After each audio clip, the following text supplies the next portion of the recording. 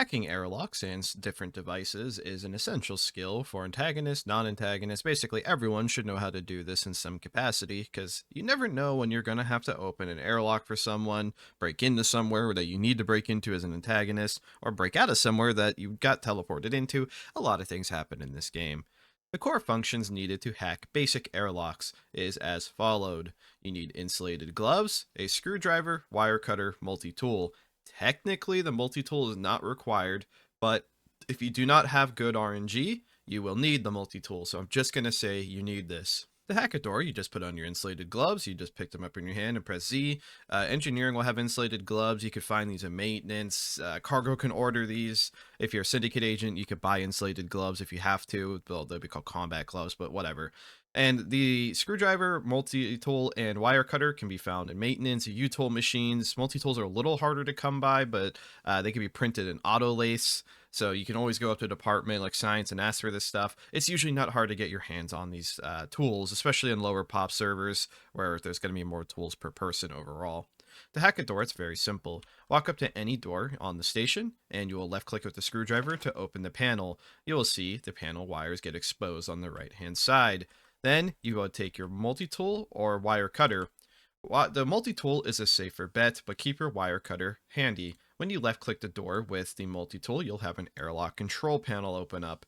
Here, there are 7 different types of wires, and you'll notice that there's more than 7 wires. That's because there are 2 power wires, so 8 wires total.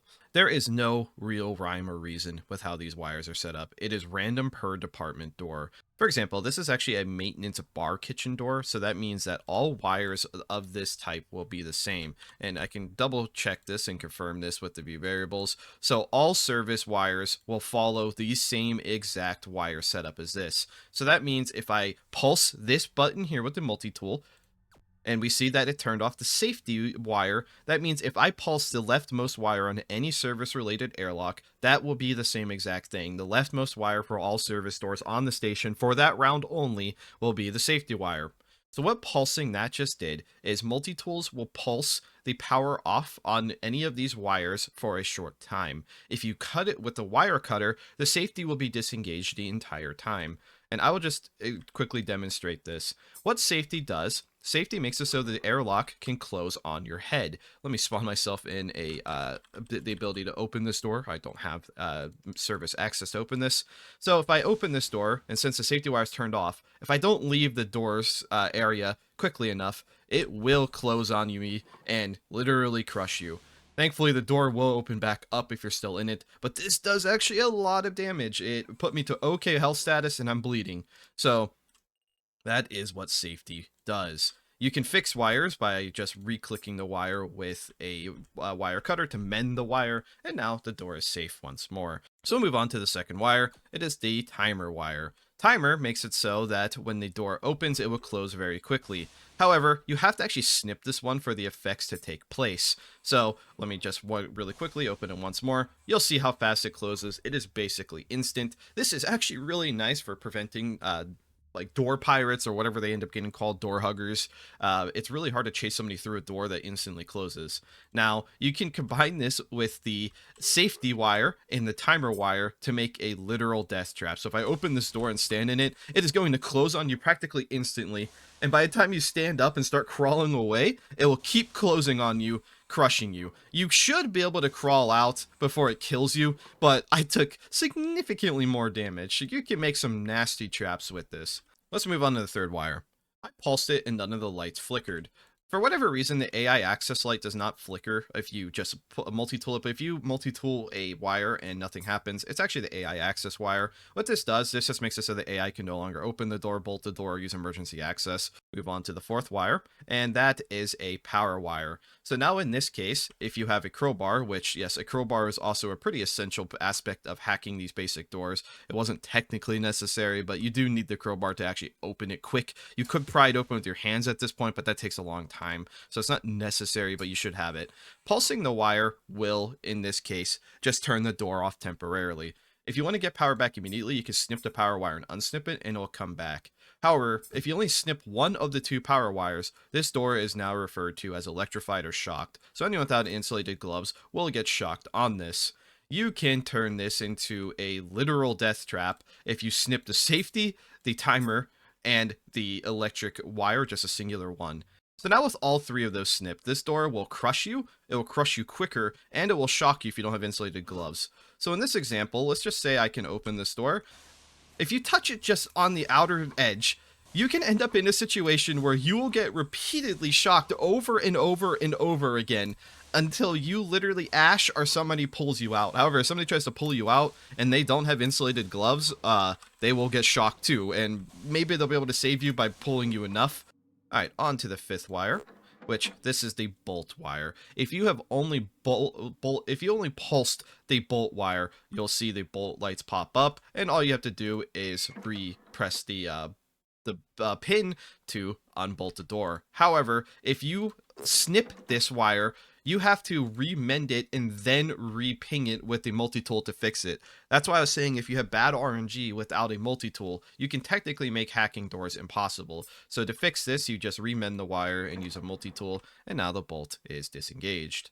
Onto the sixth wire. In this case, this is the second power wire. If you were to snip both power wires, the door would stay off permanently. However, in this case, I don't need to do that. With both power wires snipped, the door will not shock anyone and will require an engineer to fix them with wire cutters themselves. So you can wire cut both power wires to keep a door broken for as long as you need, or just pulse one to get through it quickly. It's up to you.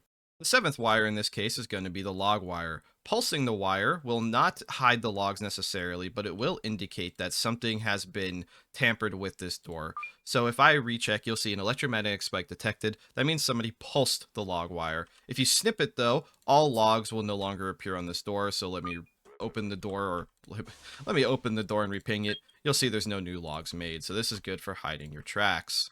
And last but not least, the final wire is going to be the bolt light. If you pulse it and then bolt the door, you'll see how there's no bolted lights. So people will not instantly know that something is wrong with the door. They won't know that it's bolted. If you try to crowbar it though, it will tell you that the door is bolted, so people can figure out what's wrong with it. And just to indicate that department doors are different, the rightmost wire on this cargo door is power, and as we just checked, the rightmost wire on this other door was the bolt light. So yes, just to double check that doors don't share the same wires. You will have to relearn them, but you could technically preemptively practice on a door for later to get through it quicker. Like if you want to test on a maintenance door to a department before you go through the front door or something, you could do that. But in general though, you should probably just have the right tools and make it less RNG. Some doors may end up requiring more convincing to actually open. For example, this is a pretty forgotten mechanic of the game, but you can actually secure doors further. So for example, I've opened this panel on a armory airlock. If you left click it with plasteel, you'll actually require somebody to have to crowbar that open in order to remove it. However, you can take it a step further and you can actually weld a piece of plasteel into the door, which is two pieces of plasteel. And the process of welding it in is significantly faster than taking it out. You can see how long it takes to just unweld a single piece of plasteel. That is longer than it would take to hack through two sets of doors if you knew what you were doing. For example, you'll see these high security doors used in places like armories, and these doors are a little different. Unlike the plasteel, you actually have to wire cut them first and then use a welder. So you do need like a welding mask and a welder to hack into high security doors directly. And you can see it takes the same amount of time. It's just a big piece of plasteel stuck in there.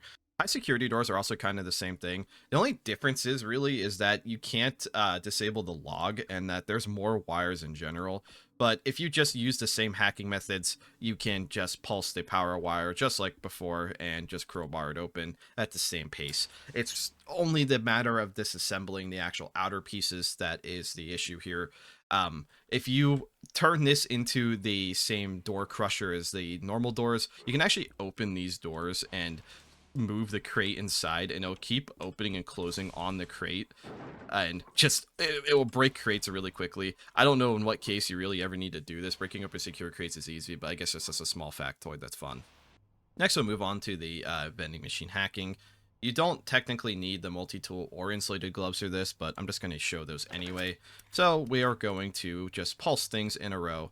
Three of the wires are the same as before with doors. AI access, power, and log do the same exact things. However, there are four new ones. So we're just going to pulse in a row and I'll explain them as they go. The Buzomat emits a buzzing sound. If you pulse this without insulated gloves, nothing will actually happen, surprisingly. The buzzing sounds seem to indicate that you would get shocked, but you don't.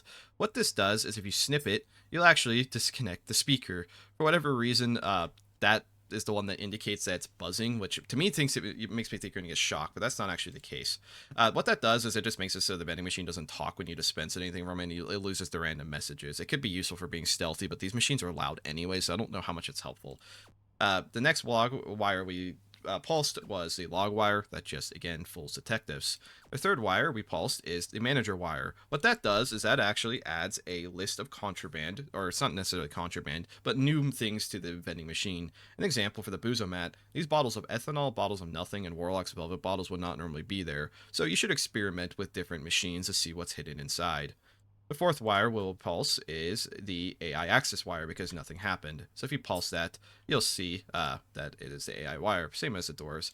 The fifth wire is the power wire. So if you want to make the machine unusable, you could pulse that and lose power, or you could just vend it. Of course, if you do this without gloves, you will shock yourself. So not having the gloves just will save you a little bit of HP if you get unlucky.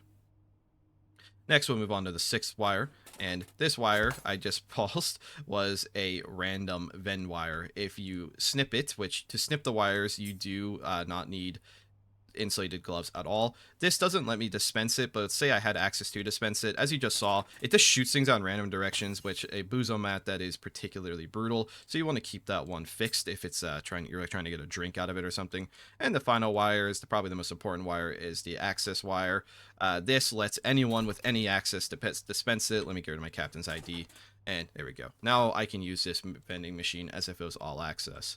And very quickly, just to showcase, all vending machines across the station actually share the same wires. So if I want to get into this one, I just have to pallet pulse the final wire. And now, since I preemptively practiced, I can hack into this very quickly.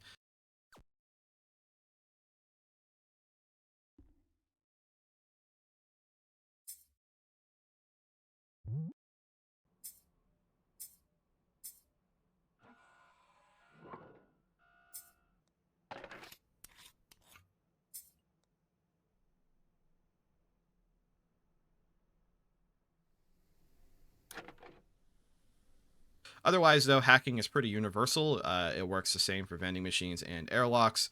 Being able to do so is very important as a skill in this game. And I think that's really it. I think this is a pretty complete guide that explains every wire there is. Anyways, thank you for watching.